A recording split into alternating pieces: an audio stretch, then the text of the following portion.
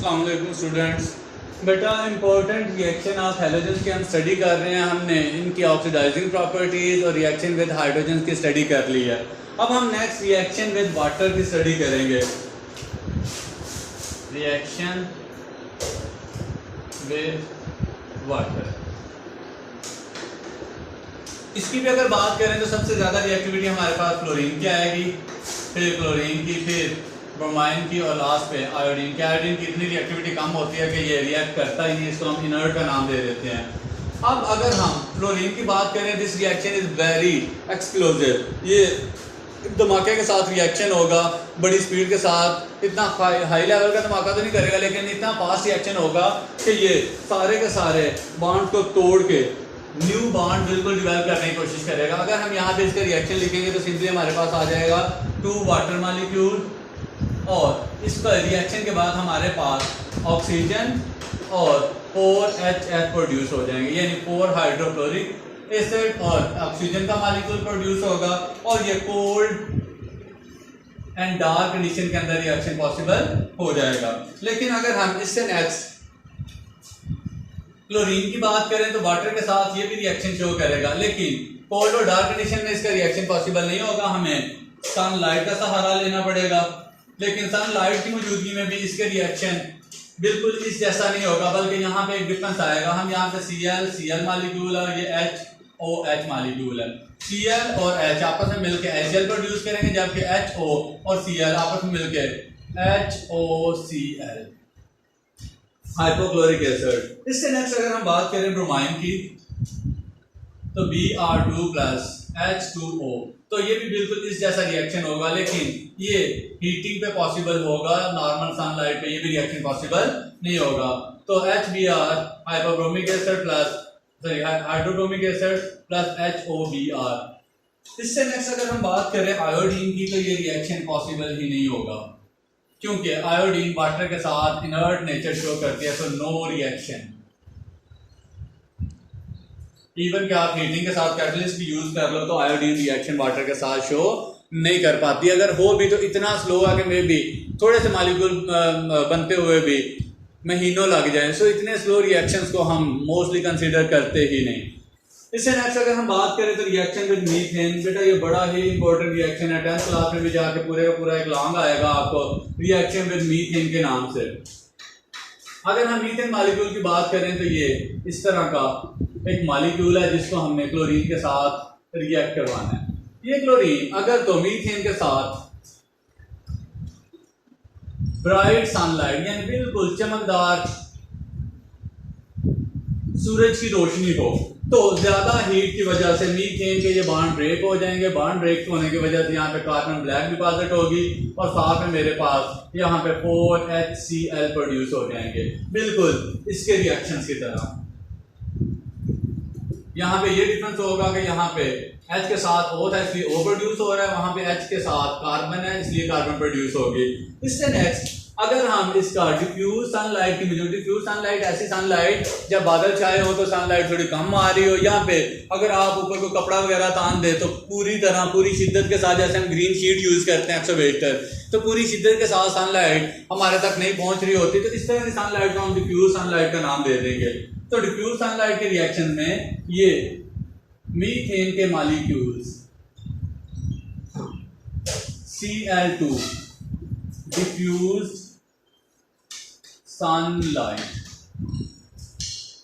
तो यहाँ पे एक हाइड्रोजन, इसको हम Cl की शक्ल में राइट कर सकते हैं।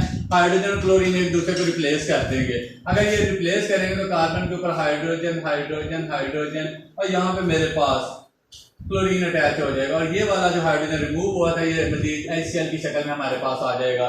इसको हम क्लोरोमीथेन का नाम देते हैं। इससे नेक्स्ट अगर करेंगे तो दोबारा से एक और हाइड्रोजन रिमूव होके बिल्कुल यही प्रोसेस, यही रिएक्शन इस तरह दोबारा करेंगे। Cl, फिर थर्ड Cl, फिर फोर्थ Cl, तो इस तरह चारों ही हाइड्रोजन हमारे पास रिप्लेस होके हमारे पास जो कंपाउंड आएंगे वो आ जाएगा CH3Cl, CH2Cl2, CHCl3 और CCl4।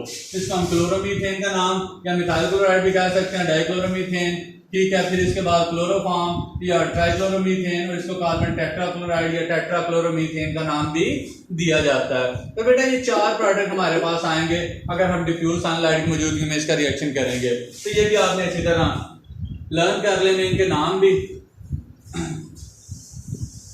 लास्ट वाला जो हमारे पास रह गया सिंपल है reaction,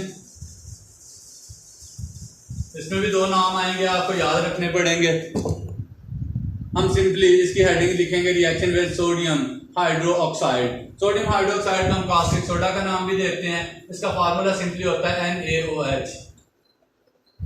reaction with sodium hydroxide, formula मैंने आपको बताया NaOH। इसको हम कास्टिक सोडा का नाम भी देते हैं, वेरी इंपॉर्टेंट केमिकल। तो हम यहाँ पे हैलोजन में से क्लोरीन को ले लेंगे। कहता है कि अगर क्लोरीन NaOH के साथ रिएक्ट करे in cold and dark condition, और साथ में हम कह सकते हैं कोल्ड एंड डाइल्यूट कंडीशन।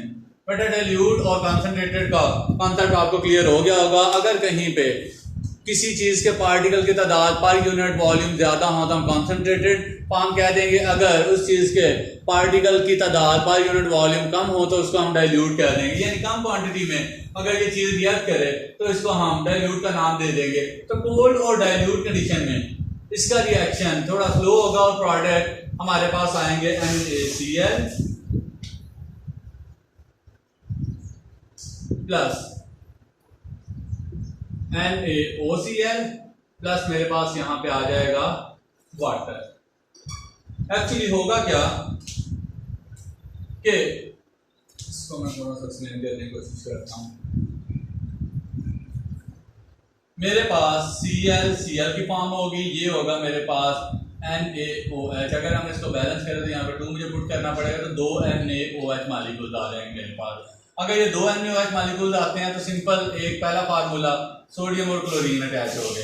दूसरे के अंदर सोडियम एक ऑक्सीजन लेके क्लोरीन के साथ अटैच हो रहा है, जबकि लास्ट वाले में सिर्फ H और OH आपस में कंबाइन होकर वाटर मॉलिक्यूल प्रोड्यूस कर रहे हैं।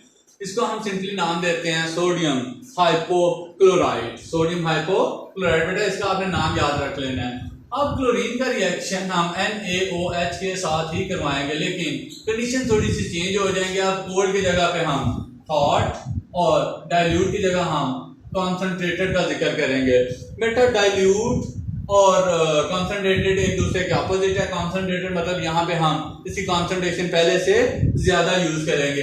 6NaOH 3Cl2, तो यहाँ पे हमारे पास फिर से दोबारा NaCl प्लस NaClO3। बेटा यहाँ पे प्रोडक्ट सिर्फ यही चेंज है, यहाँ पे NaOCl है सोडियम हाइपोक्लोराइड, जबकि NaClO3 प्रोड्यूस हो रहा है दूसरे रिएक्शन में के अंदर। इसको हम कहते हैं सोडियम क्लोरेट, सॉरी क्लोराइड। इसको सोडियम क्लोरेट प्रोड्यूस हो रहा है, इससे नेक्स्ट हमारे पास वाटर मॉलिक्यूल प्रोड्यूस हो जाएंगे।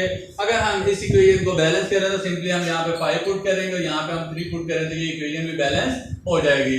पहले में सोडियम हाइपोक्लोराइड, दूसरे के अंदर सोडियम क्लोरेट प्रोड्यूस हो रहा है। इन दोनों के फार्मूले और नेम भी याद रखने हैं। और कोल्ड और डाइल्यूट कंडीशंस के अंदर प्रोडक्ट बाकी के दोनों सेम है। यहाँ पे NaCl है, यहाँ पे भी वाटर, और यहाँ पे भी सेम वही 2 चीजें प्रोड्यूस हो रही हैं। रिएक्शन में भी वही चीजें, बस इनको बैलेंस करना सीख लें और इनकी कंडीशन को याद रख लें। और ये दोनों प्रोडक्ट अलग अलग हैं, इनको आप लर्न कर लीजिएगा। एक ही टॉपिक रह गया इंशाल्लाह, इससे नेक्स्ट लेसन के अंदर ये चैप्टर भी आपका एंड हो जाएगा। फिर आपका 7 चैप्टर रह गया, वो थोड़ा सा लेंथी है, तो उसको भी 15-16 दिन के अंदर इंशाल्लाह मैं कंप्लीट करने की कोशिश करूंगा। थैंक यू, अल्लाह हाफिज़।